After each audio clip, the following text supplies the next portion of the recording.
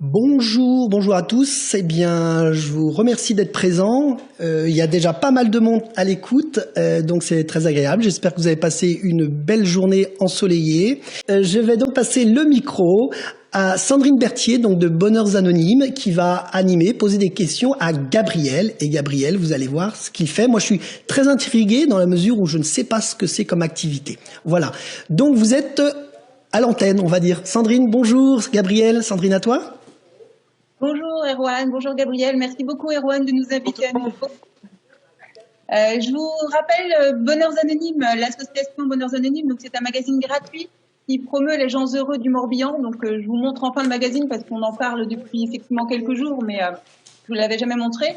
Nous avons besoin de mentors, tout le temps qui sèment du bonheur et surtout d'inspiration pour réussir sa vie.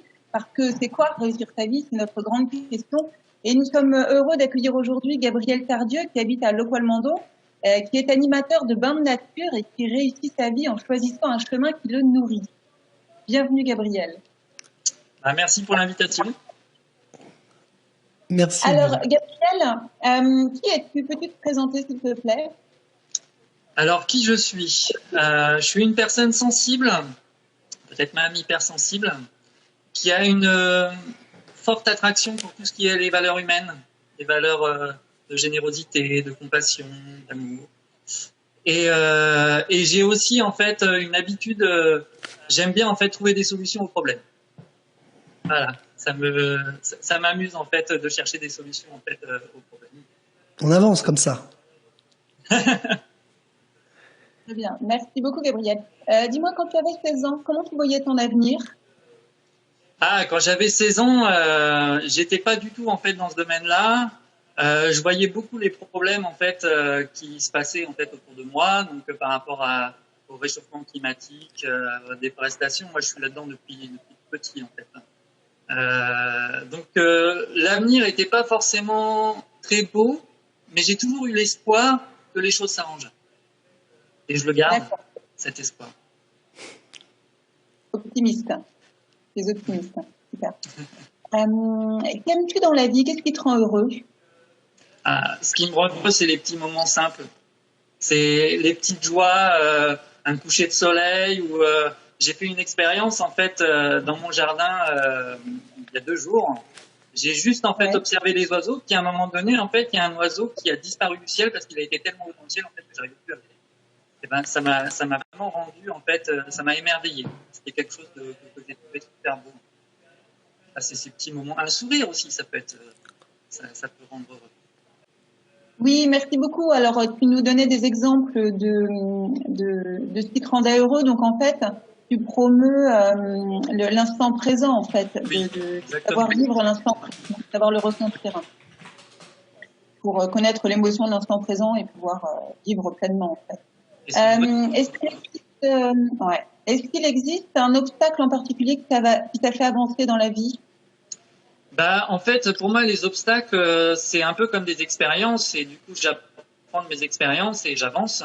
Après, il y a quand même un obstacle assez important qui m'a fait avancer, c'est tout ce qui est émotionnel. Je suis très sensible en fait à l'émotionnel des gens. Et même dans la nature, en fait, à la destruction de la nature, ça me touche. Tout ce qui se passe au niveau réchauffement climatique, en fait, aujourd'hui, ça me touche. Et du coup, ça m'a fait avancer parce que quelque part, en fait, c'était un obstacle qui ne me permettait pas en fait d'être ce que je suis. Donc à un moment donné, je me suis dit, je vais en faire une force. Voilà. Et du coup, j'ai décidé de prendre ma place en fait par rapport à tout ça et de monter une entreprise. Génial. On n'entendait plus là, Gabriel, à la fin, mais c'est pas grave. Oui. Non, je disais que j'avais monté une entreprise en fait par rapport à, vu que j'ai beaucoup d'émotionnel par rapport à tout ce qui se passe, j'ai décidé de prendre un peu ma part. Ok. Et pour moi, en fait, monter cette entreprise, c'est aussi prendre ma part en fait et faire ma part par rapport à tout ce qui se passe en fait. En tout cas, ce qui est intéressant, ce que j'ai entendu, Gabriel, c'est ce qui peut paraître un inconvénient, une sensibilité, une hypersensibilité. Je trouve que c'est une phrase intéressante. Tu veux la transformer, ou d'ailleurs tu arrives à la transformer. Tu vas nous expliquer comme justement une force. Tu veux t'en servir, c'est ça? C'est exactement ça. Bien. Du coup, l'hypersensibilité qui peut être difficile en fait dans la société d'aujourd'hui parce qu'on n'apprend pas. on n'est pas éduqué en fait par rapport à ça. Et ben, ça peut être un obstacle, mais si on arrive à en faire une force, c'est vraiment une très très belle qualité et ça peut nous mener très très loin. Chouette. Peut-être, est-ce que ça peut être le moment d'expliquer un petit peu c'est ton rôle en tant qu'animateur de bain de nature, justement? Un grand mystère, oui. Pour moi. Alors, d'abord, en fait, un bain de nature, à la base, c'est juste se laisser faire par le milieu naturel. Alors moi, je parle de bain de nature, il y en a beaucoup qui parlent de bain de forêt. Ok.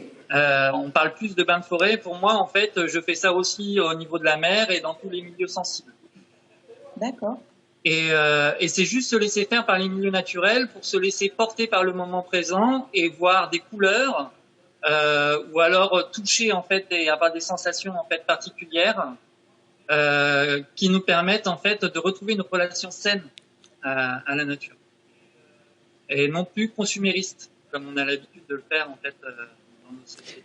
Et je crois qu'il y a plusieurs cibles différentes, il me semble. Il y a les enfants, il y a aussi les familles, les adultes. Après, j'ai un peu plusieurs outils. Mon bain de nature, il se différencie en trois catégories parce que je me suis aperçu qu'il y avait des gens qui avaient du mal à laisser leur portable, tout simplement. Ah oui. Et du coup, je peux pas leur demander d'être en connexion avec la nature s'ils ont du mal, en fait, rien qu'à cette étape-là. Donc, j'ai fait un bain de nature découverte. J'ai des bains de nature initiés. Donc là, on rentre beaucoup plus en fait dans la relation à l'arbre, aux végétaux, etc. Et un bain de nature plus approfondi où là, c'est vraiment une co-création ensemble. On est dans la nature et on co-crée en fait. Et juste, Gabriel, comment je me permets de rebondir, cette période de confinement, voilà. Moi, j'ai l'impression, comme disait hier Pierrick, quelque part, ça nous permet. Alors, je sais bien qu'il y a des gens qui travaillent, qui sont de plus en plus. Je pense à ceux qui sont confinés, qui restent chez eux, et ceux qui ont l'opportunité d'effectivement de voir la nature. Ça, c'est une pause. Et c'est vrai que moi, je crois que j'ai jamais autant vu mon jardin pousser qu'aujourd'hui, quoi. Et oui. C'est un exemple, Gabriel, ouais. Et je pense que c'est vraiment le moment pour en profiter parce que, pour tous ceux qui ont la chance, parce qu'aujourd'hui, il y a beaucoup moins d'activités humaines et du coup, la nature est beaucoup plus présente. Il y a beaucoup plus d'oiseaux et c'est vraiment super intéressant, en fait, à observer. Figure-toi que j'habite à Vannes, j'ai rencontré, alors je sais pas si c'est, on va dire, je sais pas si c'était une biche ou je sais pas, en plein Vannes, quoi. Incroyable. Ah ouais. Ah oui, oui. Enfin, en plein Van West, ouais, près de la Chambre des métiers, il y a 3 jours. Incroyable. Ça fait waouh. Voilà mon expérience récente. C'est des beaux moments d'une journée, ça. Bah, c'est incroyable, ouais. C'est. Alors, pour tout te dire, la magie, c'est ça, mais où c'était un peu moins magique, c'est que la pauvre bête, elle voulait éviter les voitures et sautait pour essayer. Et donc voilà, le côté moins magique, c'est que forcément dans un environnement qui est pas adapté, voilà, c'est un bel animal, mais là, en pleine ville, elle voulait s'évader. Mais c'est quand même important et ça j'aime bien en fait parler de ça parce que souvent moi qui suis émotionnel en fait par rapport à cette destruction de la nature, j'ai plein d'amis aussi qui se focalisent en fait sur cette destruction de la nature. Du coup, quand tu es dans la nature et que tu te focalises sur ça, tu te nourris pas du moment présent et tu te nourris pas en fait de la nature. Et c'est dommage parce qu'elle est là pour ça aussi. Ok, Sandrine. Oui, alors Gabriel, on va passer aux questions suivantes. Donc du coup, pour toi, c'est quoi réussir? Qu'est-ce qu'il faut faire pour réussir sa vie? Alors réussir sa vie, pour moi, c'est choisir un chemin qui me nourrit. Après, j'aime bien aussi ne pas être trop dur avec moi-même, faire de mon mieux. Comme on parle en fait des accords Toltec, il y a un accord Toltec qui faut toujours faire de son mieux. Parce que autrement, en fait, on se porte une charge en fait sur le dos et on a beau choisir le bon chemin, il est quand même lourd à porter. et voilà. Et du coup, se nourrir de ces moments présents, de tout ce que ce chemin en fait nous apporte. C'est pour moi, c'est ça réussir. Tu nous as dit ou pas, parce que des fois j'écoute.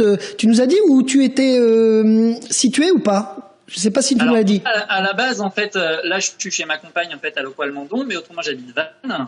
Et mes bains de nature, en fait, j'ai fait dans la forêt de Camors, je l'ai fait en forêt de Brocéliande, je l'ai fait sur la plage de Saint-Jacques aussi à Sarzeau.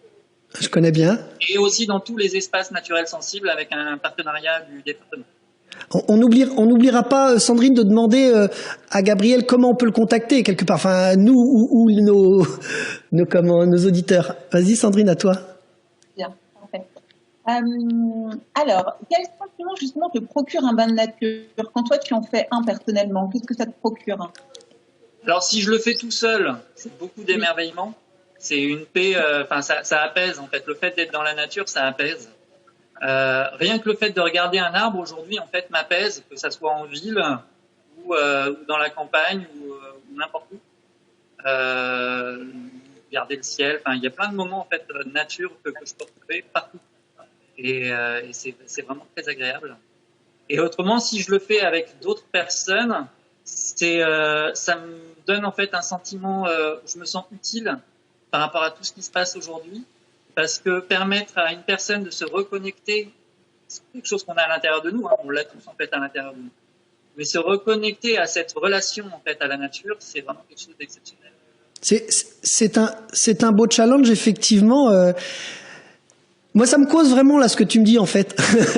Ouais, ça me cause et je sais pas si ça cause à tout le monde. Il y a 7 ans, ça m'aurait peut-être pas causé. Là aujourd'hui, ça me cause. Sandrine? C'est beau.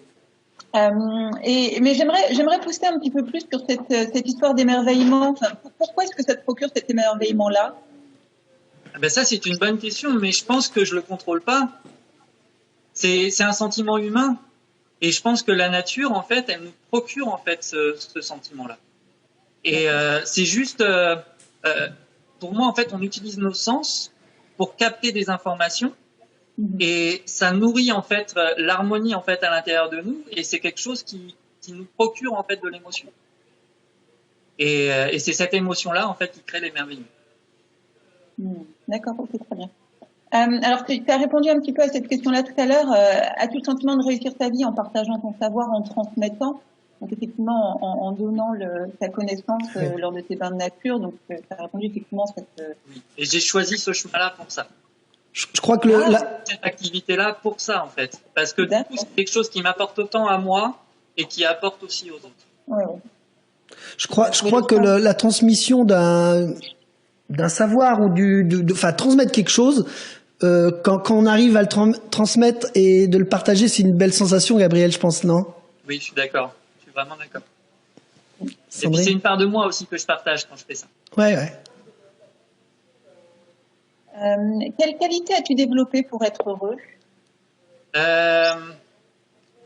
Alors, je pense que j'ai développé beaucoup d'écoute. Ouais. J'ai fait des formations d'écoute active. Ah, très bien. Et du coup, j'ai développé l'écoute. Alors, l'écoute de la personne, des personnes en fait en face de moi, pour apprendre à les comprendre, à les connaître, mais aussi l'écoute en fait de ce que j'ai à l'intérieur de moi, pour apprendre à me connaître aussi. Et puis tout ça, ça m'a amené aussi à une écoute sensible du milieu naturel. Et c'est encore autre chose. C'est encore une autre façon d'écouter en fait. Parce qu'on écoute avec tous ses sens. Avec la vue, avec l'odorat. Sandrine, à toi? Oui, alors merci beaucoup Gabriel. C'est vrai que c'était très riche ce que tu nous disais tout à l'heure, et je rebondis sur l'écoute active qui moi m'intéresse beaucoup, et justement j'ai mis ça par écrit l'autre jour. C'était qu'il fallait pouvoir considérer que l'autre était plus riche que soi, et donc du coup quand on a un face à face ou une conversation avec l'autre, considérer que l'autre peut nous apporter beaucoup plus que ce qu'on sait. Donc voilà, avoir une vraie écoute active. Ça me fait penser à l'effet miroir. L'effet miroir qu'on a de l'autre en fait. L'autre nous enseigne ce que nous sommes. Si on sait l'écouter. Oui. Si on sait l'écouter. L'écouter, bien sûr. Et juste pour la petite histoire, on a un auditeur, je sais pas, qui nous écoute de Suisse. Ah, chouette. Ouais, Seb. Ah, mais il y a des forêts par là-bas. Comment? Il y a des belles forêts par là-bas. Ouais, Seb, si tu veux bien nous dire s'il y a des belles forêts par là-bas. Seb, je crois qu'on s'est connus quand on était jeunes. Voilà. Dis-nous s'il y a des belles forêts à contempler, Seb. Salut Juju. Sandrine? Oui. Ah, c'est bloqué là chez Sandrine. Nous partager qui t'a aidé dans la vie. Sandrine, c'est coupé. Si tu peux reposer la question, c'était figé. Sandrine. Gabriel, est-ce qu'il y a un outil que tu aimerais partager qui t'a aidé dans ta vie? Un outil, l'écoute active, c'en est un. Après, je pense que c'est vraiment réfléchir simplement et éviter en fait de. Je fais beaucoup d'associations d'idées en fait quand je réfléchis. Je fais des liens dans tous les sens et j'ai appris en fait à revenir au plus simple, à la simplicité en fait, à la simplicité de la vie. Et du coup, à reposer en fait les choses qui sont complexes, les remettre en fait dans quelque chose de beaucoup plus simple. Je sais pas si c'est un outil, mais moi, ça m'a bien aidé. D'accord, très bien. Merci beaucoup, Gabriel. On va passer maintenant à l'inspiration. Qu'est-ce qui t'inspire? Est-ce qu'il y a des personnes qui t'inspirent ou des citations qui t'inspirent?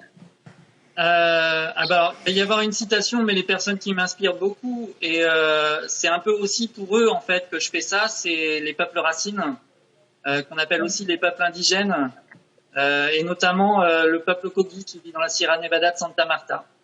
Ces peuples qui ont une connexion avec la nature que nous, on n'imagine même pas. Ils ont une connaissance en fait que nous, on n'a pas. Et une façon d'être humain qui est vraiment très profonde. Et moi, c'est eux qui m'inspirent et j'aimerais même un jour en fait apprendre d'eux pour retransmettre ici. Et par rapport à la citation... Il y a déjà quelque chose. Oui. Non, je disais par rapport à quelque chose que tu... Ouais. Vas-y Gabriel.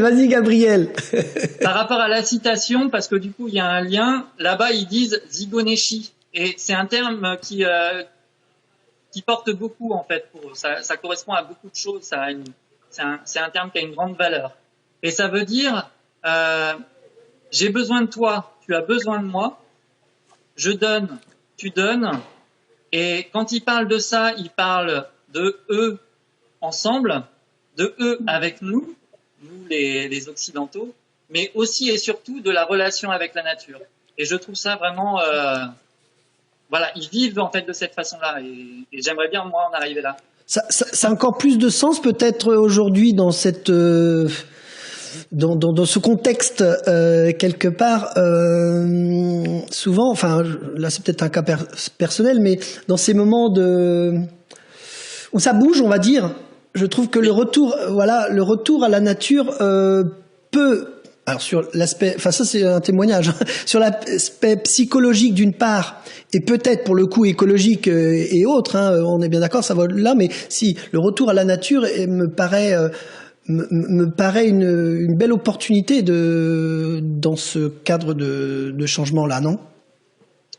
Je pense, moi, personnellement, que de toute façon, on va y arriver un jour ou l'autre, parce que la nature, elle est partout. Et si nous, en fait, on n'arrête pas, on ralentit pas notre façon de consommer et notre façon de prendre pour acquis les ressources, en fait, de la nature, à un moment donné, en fait, il faudra qu'on fasse avec ce qui restera. Et la nature, c'est aussi ça. Ça peut être un désert. La nature, c'est aussi le désert. C'est aussi des sols complètement pauvres. C'est aussi la nature. Bien sûr. Et à un moment donné, on se rendra compte que, du coup, c'est beaucoup plus difficile de faire avec une nature qui est plus pauvre qu'avec une nature qui est plus abondante. Les grandes étapes de la résilience.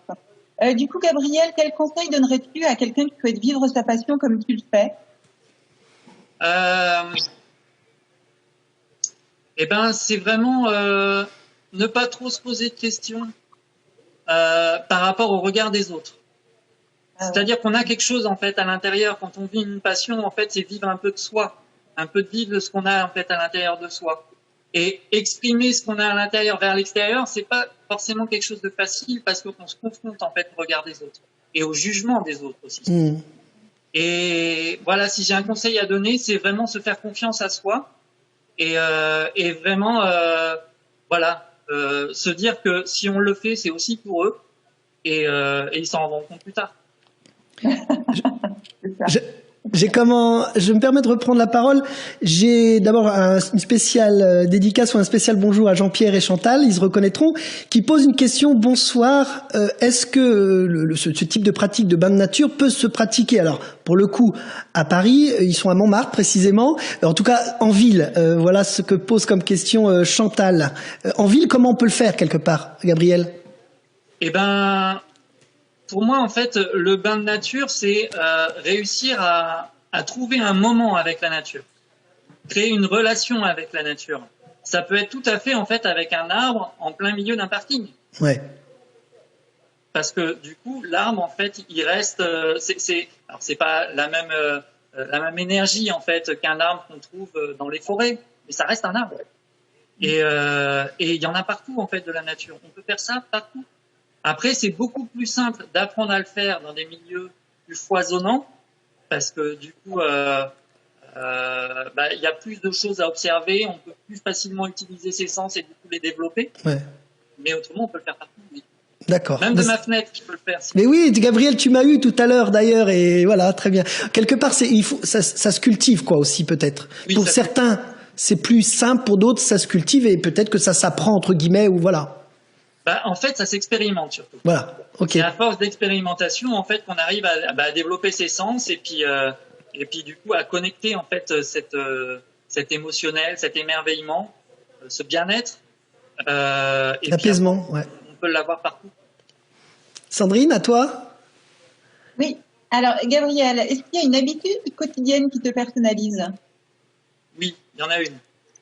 J'aime bien, en fait, avant de manger, remercier pour tous ceux qui ont contribué, en fait, à ce repas. Et quand je parle de ça, ça comprend tout. Voilà. Pour moi, en fait, il y a aussi le visible et l'invisible. Nous, on n'est pas trop là-dedans, en fait, les Occidentaux, mais les peuples Kogi et les peuples Racines, en fait, ils sont totalement là-dedans. Ils vivent avec ça. Ouais. Et du coup, quand je dis, en fait, quand je remercie pour ce repas tous ceux qui contribuent, c'est autant ceux qui travaillent, en fait, tous les jours, en fait, pour la viande, pour les céréales, pour les légumes, que le vent, l'air, le feu, enfin, tous les éléments. Voilà. Donc, j'aime bien faire cette juste avant le repas. Ça me permet d'avoir de la gratitude. Ouais. C'est une belle leçon d'humilité. Ouais. Dis-moi, quelle est la plus belle chose que tu as pu faire, découvrir ou partager dans ta vie? La plus belle chose, je pense que c'est vraiment des moments simples. C'est réussir en fait à un moment donné une personne qui va pas forcément très bien, l'emmener en fait dans la nature et la faire s'apaiser juste en regardant en fait et en silence des super beaux paysages ou un super magnifique soleil, soleil. Je pense que c'est ça que j'aime bien partager. Et puis des moments ensemble aussi, parce que j'aime beaucoup l'humain. Donc c'est aussi en fait des moments de partage dans ces moments-là. C'est-à-dire qu'on n'est pas seul face à la nature. On peut être seul face à la nature, mais on peut aussi être avec toute son humanité ensemble face à toute cette belle nature en fait et tout ce qu'elle nous propose. Et ça aussi j'aime bien faire ça. Parfois, Gabriel, être seul devant la nature ou dans la nature, ça peut pas être angoissant. Enfin, moi, je pense, ça pourrait l'être, non? Ça peut. Mais en fait, du coup, c'est seulement si on se sent seul. Ouais. Que c'est angoissant. Ok. Si t'es dans la nature, en fait, t'es pas seul. Parce voilà. que toi. Tout dépend de l'axe de vision de tout ça, ouais. C'est une philosophie. Et j'aimerais, parce que je parle beaucoup de nature et c'est un terme qui me dérange un petit peu parce que chez les Kogi, le terme nature n'existe pas. Nous, on a inventé en fait le terme de nature parce qu'on s'est déconnecté de la nature. Aujourd'hui, en fait, on pourrait dire les humains, les végétaux, les minéraux, les montagnes, les rivières, tout ça, en fait, c'est la nature. Mais eux, ils font pas de différence, en fait. Ouais. Tout ça. Donc, si nous, on se considère au centre de tout ça, on est vraiment tout seul. On a cloisonné. Ouais, on a cloisonné. Ouais. Sandrine? Alors, du coup, Gabriel, quel conseil donnerais-tu à un jeune de 16 ans? J'aime bien cette question, parce que j'en ai un à la maison, en fait, un jeune de 16 ans, là, dans la colocation. Ah oui. En fait, quand on a 16 ans, c'est pas... Alors, je veux pas faire le papa de celui qui donne des conseils et qui dit faut faire ci, faut faire ça. Mais ce que je remarque, c'est qu'un adolescent, il est toujours en fait dans ce côté un peu refus, dire non en fait à la société, non à beaucoup de choses. Et moi, je pense que si j'avais un conseil en fait à leur donner, c'est dire oui en fait à ce qu'ils sont à l'intérieur et à ce qu'ils peuvent amener en fait pour la société.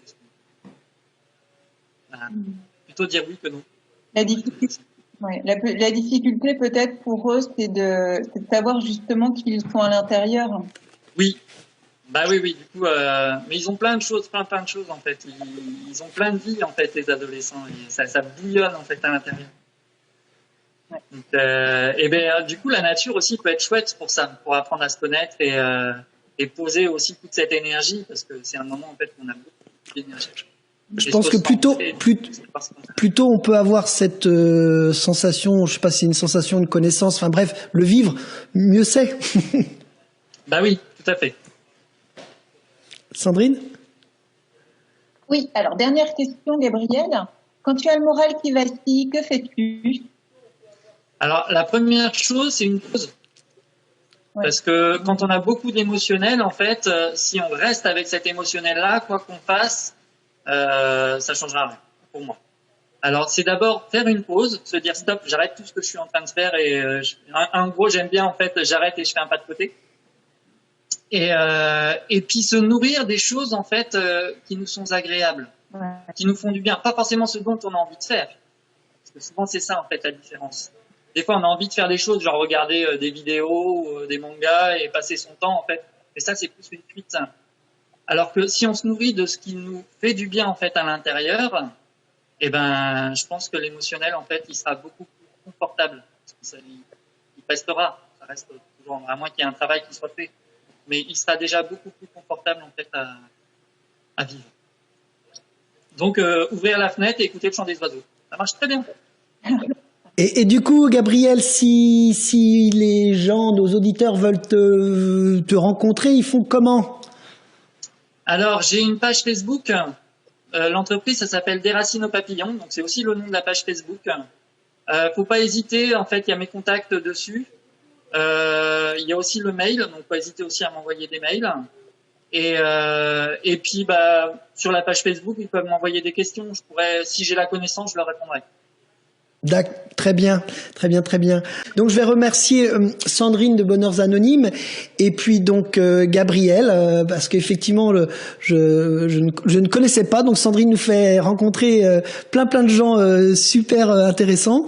Le petit mot de la fin, Sandrine et Gabriel, Sandrine peut-être à toi. Oui, alors Erwan, comme toujours, merci pour l'opportunité que tu nous donnes. Merci Gabriel de nous avoir ouvert ton univers et apporté tes conseils. Et je fais aussi une demande, si d'autres personnes sentent qu'ils peuvent apporter quelque chose parce qu'ils s'épanouissent dans un sport, dans une passion, dans un métier, dans un engagement politique, associatif ou entrepreneurial, vous pouvez partager en ces temps de confinement tous vos horizons parce qu'on en a besoin, et donc vous pouvez contacter Bonheurs Anonymes pour parler spécifiquement du bonheur et de la façon dont vous réussissez votre vie. Donc rejoignez-nous sur notre page Facebook et sur notre site internet bonheursanonymes.com. Et je voulais aussi remercier tous nos bénévoles et amis fidèles qui nous suivent depuis quelques soirs aussi sur ta chaîne Erwan. Faire un grand big up à tous les bénévoles de Bonheurs Anonymes qui sont là et qui nous regardent. Ils te voient. Et voilà, merci à tous. Super. Gabriel, à toi pour le mot de la fin. Merci pour l'invitation. Pour moi, c'était une première expérience de passer comme ça en visioconférence devant un public. J'ai apprécié. Vous êtes très aimables tous les deux. Là, ça passe bien le duo là, je trouve. Réciproquement. À bientôt pour faire des randonnées ensemble, des petites randonnées. Hein, c'est pas des grandes randonnées, c'est 4 km même pas. Et dans des milieux naturels, quels qu'ils soient. Et puis n'hésitez pas à ouvrir votre fenêtre pour écouter les oiseaux. Donc merci à tous. À demain sans doute. Suivez et passez une belle soirée. Et donc, générique de fin. C'est parti.